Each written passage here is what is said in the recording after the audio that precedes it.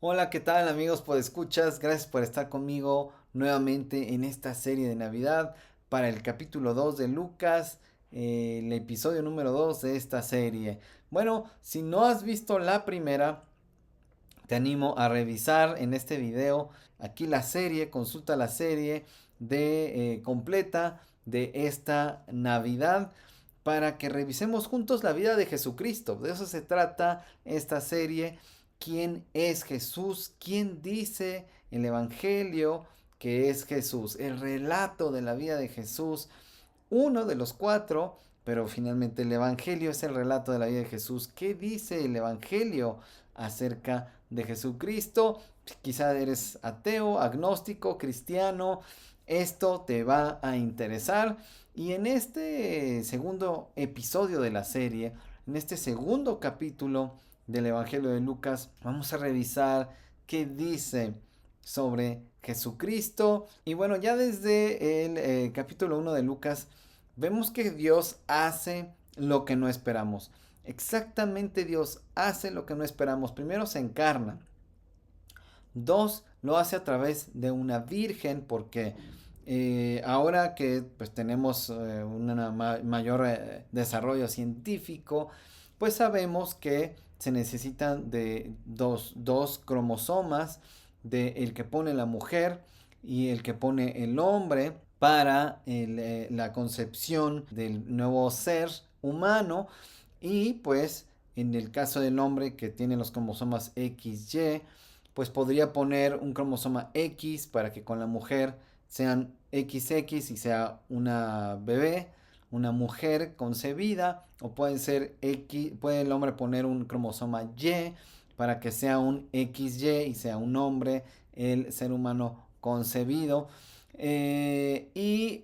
Pues trae la información genética del padre y de la madre. Y acá el hecho de que Dios haya puesto la información genética faltante, que no es solo de María, lo que pone el huevo, el óvulo de María, sino que también Dios completa el ADN de Jesús. Esto es maravilloso pensarlo. Quiero detenerme en algo muy importante, en la encarnación. Este tema de la encarnación es crucial. Es un tema vasto, se han escrito muchísimos libros, muchos teólogos han escrito sobre esto, pero yo te quiero quiero poner tu atención en el hecho de que Dios se encarnó. ¿Qué implica esto? Bueno, es un misterio, tiene que ver con que Dios se hizo carne, pero Dios continúa estando en el cielo, como se dice normalmente en este contexto teológico, no en el cielo donde están las nubes, sino en un espacio fuera de la tierra en el que no es que Dios esté limitado a ese espacio, Dios no está limitado ni por el tiempo ni por el espacio, definitivamente, pero digamos que Dios, su gloria completa se encuentra fuera de esta tierra. Es una gloria que nosotros no podemos ver, no podemos percibir con los sentidos. Y sin embargo, pues Dios es omnipresente, Dios está, no hay nada oculto para Dios. En la teología cristiana creemos en un Dios trino, en la Trinidad, es decir, Dios Padre, Dios Hijo, Dios Espíritu Santo. No son tres revelaciones de Dios, concretamente son tres personas y las tres personas son Dios. Tienen características que comparten los tres, que son Dios, pero al mismo tiempo son tres personas distintas. Bueno, obviamente es un tema, es un misterio, se le llama así, y es algo que humanamente hablando se puede describir de esta manera, pero obviamente de forma humana, con el entendimiento humano quiero decir, pues no es algo que decimos, ah, sí, claro, porque no tenemos una referencia directa. Este tema espiritual nos rebasa, vamos a decirlo de esa manera. Bien, Dios se encarna en Jesucristo. Las implicaciones básicamente son que Jesús deja su gloria, la gloria que comparte con el Padre, la deja momentáneamente, no es que renuncie a ella de forma definitiva, pero la deja para encarnarse, para estar debajo de esta piel humana. Esto implica que aunque es Dios, está contenido en Jesucristo como ser humano, en limitaciones de espacio, de tiempo, y además en las limitaciones que implica la corrupción que entró al mundo y que afecta al cuerpo humano por causa del pecado al cual estamos sujetos todos los seres humanos. Y el pecado entró al mundo porque el ser humano pecó, no porque Dios lo envió, lo introdujo al mundo, sino que el pecado, la enfermedad, la muerte, la corrupción, el mal, entra al mundo que Dios crea de manera perfecta, incluyendo al ser humano, entra al mundo porque el ser humano decide por motu propio, por sí mismo, el libre ejercicio de su voluntad, porque Dios nos creó libres, el ser humano decide pecar, es decir, decide hacer el mal, decide rechazar la voluntad de Dios. Bien, Jesús como 100% Dios, eh, vive en un cuerpo humano que está sujeto a todas estas situaciones, pero la peculiaridad de Jesús es que no peca. Como ser humano, aunque está en un cuerpo humano, Jesús no está sujeto al pecado. Él decide adorar a Dios en tanto humano y decide hacer el bien, decide hacer lo justo y decide no pecar. En ese sentido, es el único ser humano, o sea, Dios tenía que encarnarse en Jesucristo, como el Hijo se encarna en Jesucristo porque Él tiene que vivir una vida totalmente recta, totalmente justa, totalmente buena. ¿Para qué? Para que cuando Él muere y resucita, Él pueda vencer a la muerte como justo, porque la muerte es consecuencia del pecado, es la paga del pecado es muerte. Dice el libro de Romanos, bueno, toda la Biblia, pero lo explica el apóstol Pablo en el libro de Romanos de una manera mucho más clara y sencilla. Y entonces, al Jesús vencer al pecado, y puede vencer a la muerte, porque la muerte es la consecuencia del pecado. Resucita porque venció al pecado, entonces venció a la muerte, es capaz de resucitar y entonces vuelve a la presencia con el Padre. Ahora, déjenme, les presento aquí unos versículos que dan luz en cuanto a quién es Jesús.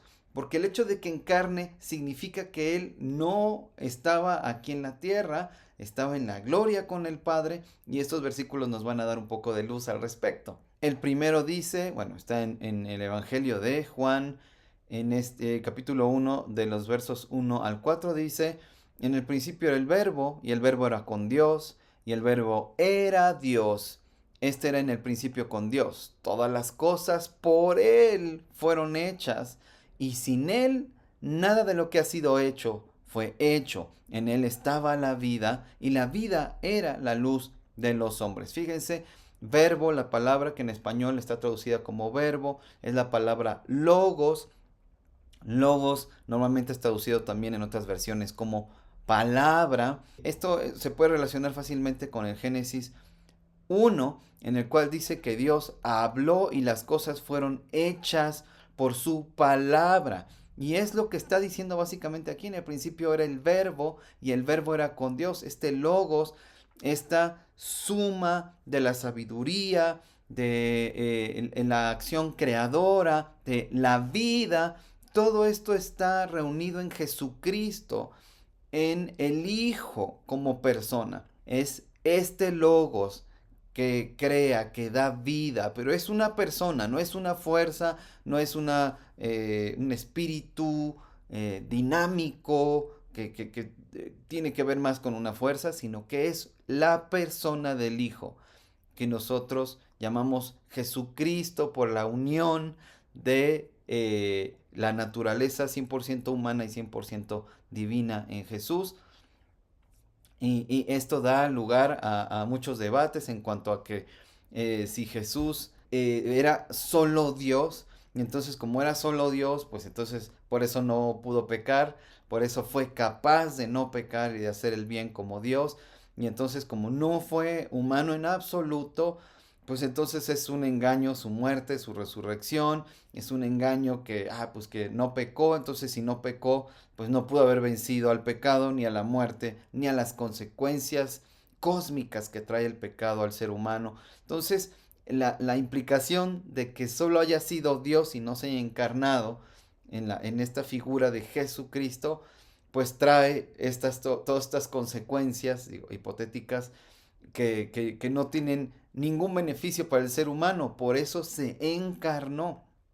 Jesús mismo lo admite en la oración que hace, bueno, en lo que le dice a sus discípulos, pero después en la oración que hace al Padre con sus discípulos la noche antes de que sea capturado y después crucificado. Pero fíjense, el hecho de que Jesús sea hombre y que haya podido vencer al pecado y entonces a la muerte y entonces resucitar es crucial, porque de esta manera el ser humano puede tener la libertad, la vida, la naturaleza espiritual que necesita para reconciliarse con el Padre y así vivir en comunión con Dios, aunque permanecemos en este cuerpo eh, corrupto, con tendencia al pecado. Sin embargo, pues vamos a morir y después de morir vamos a resucitar como lo hizo Jesucristo para tener unos cuerpos diferentes que ya no están sujetos al pecado y por lo tanto ya no estarán sujetos a la muerte. Pero mientras tanto en esta vida nosotros podemos vivir libres del pecado que nos esclavizaba y podemos decidir no pecar y porque antes sin Cristo no podíamos decidir no pecar porque estábamos sujetos al pecado y terminábamos pecando. Ahora no quiere decir, yo ya no peco nunca, sino que ahora tengo la libertad para decidir no pecar. Es un tema como para otra serie de podcasts, yo lo sé, pero te pinto el panorama para que tú puedas entender a grandes rasgos por qué era necesaria la encarnación y el hecho de que Jesús, además, al encarnarse, pues puede entender perfectamente nuestras tentaciones, puede entender perfectamente todo aquello a lo que estamos sometidos como seres humanos, pero también él sabe lo que es tener frío, él sabe lo que es tener hambre, él sabe lo que es pasar angustia, él sabe lo que es pasar ansiedad, en fin, todas aquellas cosas en lo mental, en lo emocional, a las que estamos sometidos como seres humanos, Jesús lo experimenta, pero es su naturaleza espiritual la que lo lleva a obedecer al Padre en todo,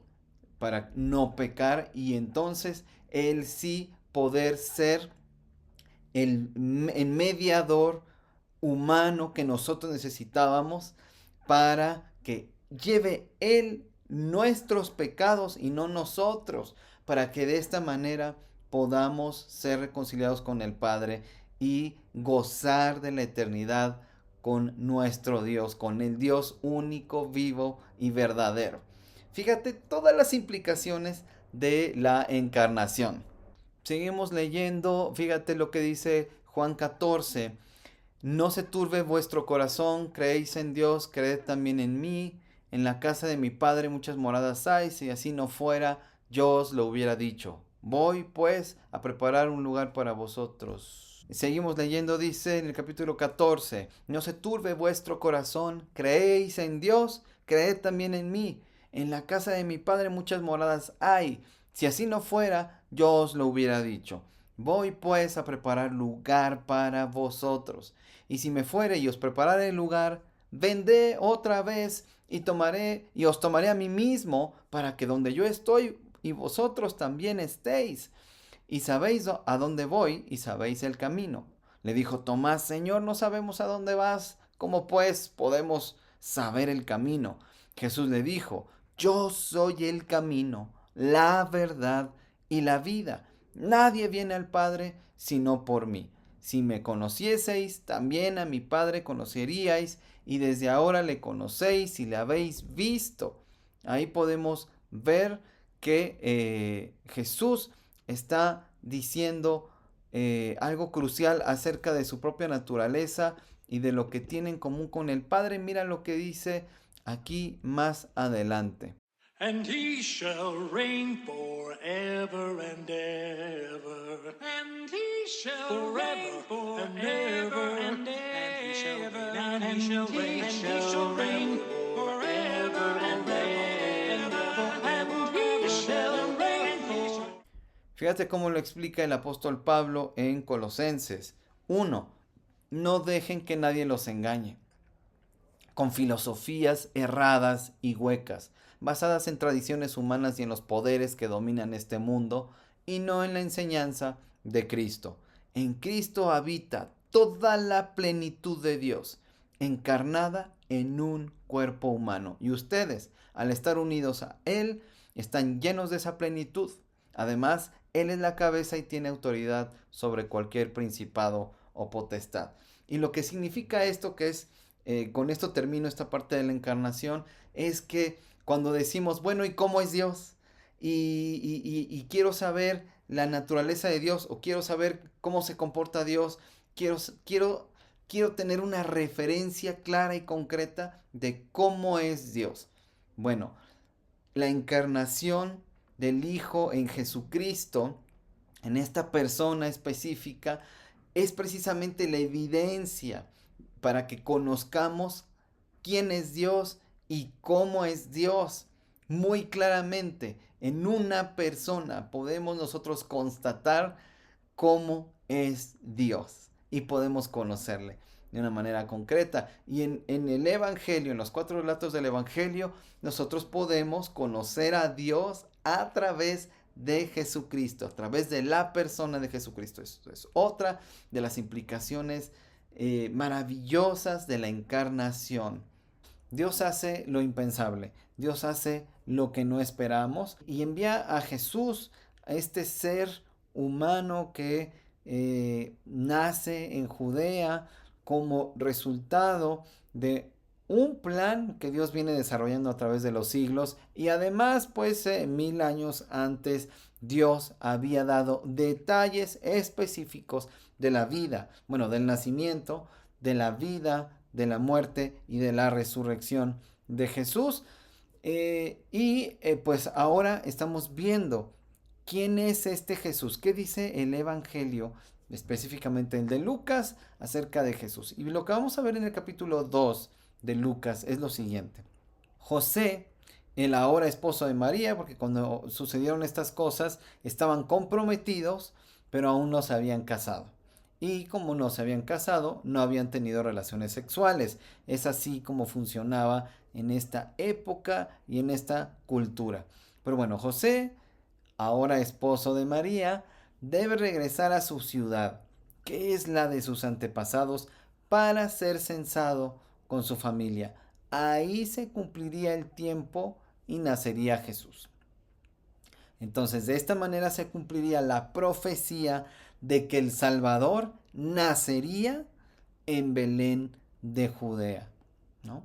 Una de estas profecías milenarias acerca del nacimiento del Mesías se estaba cumpliendo. Bueno, ya se había cumplido en cuanto a la concepción de la Virgen, y ahora esta segunda profecía en cuanto a que el Salvador, el Mesías, nacería en Belén de Judea. Al evento más importante de la humanidad, de la historia de la humanidad, no fueron invitados los reyes de este mundo. Es algo que me gusta enfatizar. ¿Quiénes fueron invitados? Fueron invitados pastores, pastores que apacentaban a sus rebaños. Jesús no nació en un palacio, sino en un pesebre, un lugar destinado para que coman las bestias y el ganado. Ángeles dieron la maravillosa noticia de que había nacido quien podía dar a la humanidad lo que tanto ha buscado, ya desde ese entonces, ya desde la antigüedad, y es algo que la humanidad sigue buscando. Voy para allá. Entonces por eso le pusieron al niño por nombre Jesús.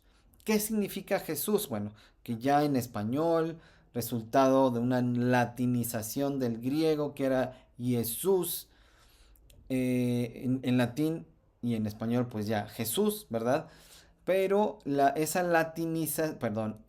nombre en griego de Jesús eh, venía de una adaptación del hebreo, que es Yeshua, pero los nombres para los hombres no podía, en griego no podían terminar en A.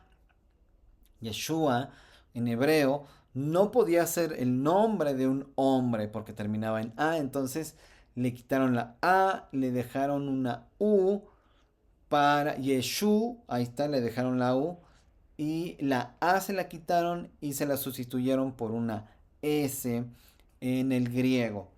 Es así, pues como hoy tenemos el nombre Jesús, Yeshua en hebreo. Bueno, este, este nombre que pues está íntimamente emparentado con Josué en español, que básicamente es el mismo nombre en hebreo. El término salvación que está en esta palabra, Jesús significa Dios salva. Y de hecho le dijeron a María, debes ponerle este nombre. Bueno, el término salvación desdobla su significado para resignificar el concepto de salud y llevarlo a todas las áreas de la vida. Este concepto de salvación tiene que ver con el concepto de salud. Salud en todas las áreas de la vida. ¿Por qué? Porque es una vida reconciliada con Dios, con su creador, con aquel que dio la vida, aquel que diseñó la vida, el bien, lo justo, y entonces al reconciliarnos con él, recuperamos el significado de ser humanos. Nos estamos reuniendo con nuestro creador y estamos reencontrando, o más bien encontrando eh, el propósito de nuestra vida, el propósito para el cual fuimos creados, que es tener comunión con Dios. Y teniendo comunión con Dios, hallamos la salud total para nuestra vida. Y como esta vida no es la única. ¿Por qué? Porque Dios no creó al ser humano para morir, para envejecer, para enfermar.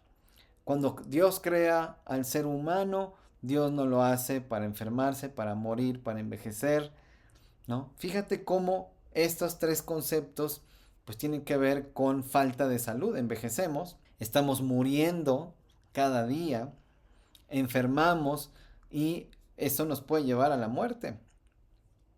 Significa que la ausencia de Dios es ausencia de nuestra salud y que hallamos nuestra salud al reconciliarnos con Dios. Una salud total, una salud que tiene que ver con nuestra mente, con nuestras emociones, una salud que tiene que ver con nuestros cuerpos también, porque Dios creó todo y nos creó a nosotros y por eso nuestro cuerpo está hecho de los elementos de la tierra. Nuestro cuerpo está hecho de lo que está hecho la tierra, de lo que está hecho el universo. Dios sabe exactamente qué necesitamos como seres humanos, como criaturas, pero también el hecho de habernos rebelado en contra de Dios, haber negado su existencia, habernos hecho a nosotros mismos dioses o de simplemente de adorar otros dioses, adorar ídolos que no son el Dios vivo y verdadero. Este hecho, una de las consecuencias que tiene es que la pérdida de nuestra salud. Y por eso Jesús viene a salvarnos de nosotros mismos, a salvarnos de nuestra idolatría, a salvarnos de morir.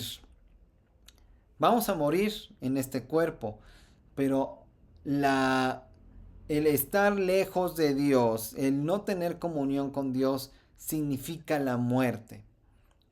Ya la consecuencia de haber rechazado a Dios es morir cada día y enfermar, pero si no nos reconciliamos con Dios, ese va a continuar siendo nuestro destino. Entonces Jesús viene a reconciliar, Jesús viene a salvarnos, Jesús viene a que recuperemos nuestra salud total, reconciliándonos con Dios, con quien nos creó, con el dador de la vida, con el dador de todo bien. ¿Te das cuenta? Sabemos que José y María eran pobres porque presentaron como ofrenda cuando Jesús nació, lo cual marcaba la ley judía, la ley que Dios dio a su pueblo a través de Moisés.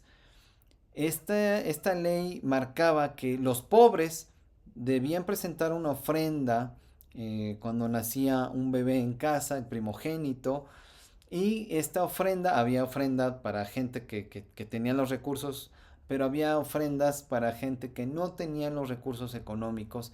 Y esta ofrenda pues era casi la más sencilla en la ley, la que presentaron José y María, excepto por la harina fina, que era la que el más pobre podía presentar. En Cristo, Dios reivindica a los marginados, a los despreciados por el mundo, a los desechados por los potentados, por los gobernantes.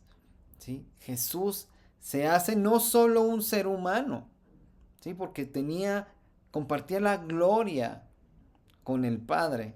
Jesús como hijo de Dios y Dios mismo, reivindica a los marginados y a los despreciados, haciéndose uno de ellos. No solo toma forma de criatura humana, que ya es un siervo, sino que además se hace un marginado, se hace un despreciado en el contexto social y económico del mundo. Jesús, totalmente Dios y totalmente hombre, tuvo que aprender a hablar, tuvo que aprender a caminar, y con el tiempo aprendería diligentemente todo, y lo haría directamente con los maestros de la ley, los expertos en la ley. Jesús se somete a las personas que pues son los custodios de la ley, de la religión judía, y a quienes hacía pensar con sus preguntas, porque vemos en el capítulo 2 de Lucas que Jesús hacía preguntas puntillosas, preguntas pensantes, preguntas para entablar diálogos con los doctores de la ley, los expertos en Dios, vamos a decir. Jesús aprendía con ellos, de ellos, y este Jesús también vemos aquí que se sometía a sus padres en su niñez, enseñándonos también a nosotros a ser hijos con la humildad y paciencia con la que Jesús se somete a sus propios padres. Bueno, tiene que ver con una cuestión de orden, tiene que ver con una cuestión de honra, no solamente en un contexto cultural, de verdad, de cuando hay padres piadosos, cuando hay padres buenos que buscan agradar a Dios en todo, hacer el bien, hacer lo justo. Es una bendición que un niño pueda someterse a este tipo de padres. Estos son los padres que debemos ser, estos son los hijos que debemos ser. Bien, pues déjame aquí abajo en los comentarios qué te parece. Estoy tratando de pintar un cuadro de Jesús a partir de lo que nos cuenta el Evangelio de Lucas. Bueno, es 2 de diciembre, estamos en el capítulo 2 de Lucas, así que gracias por acompañarme hasta aquí, que Dios sea contigo y hasta pronto. Divino una noche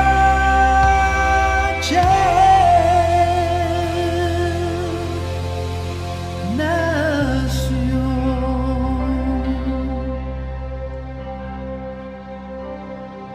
Cristo el Señor.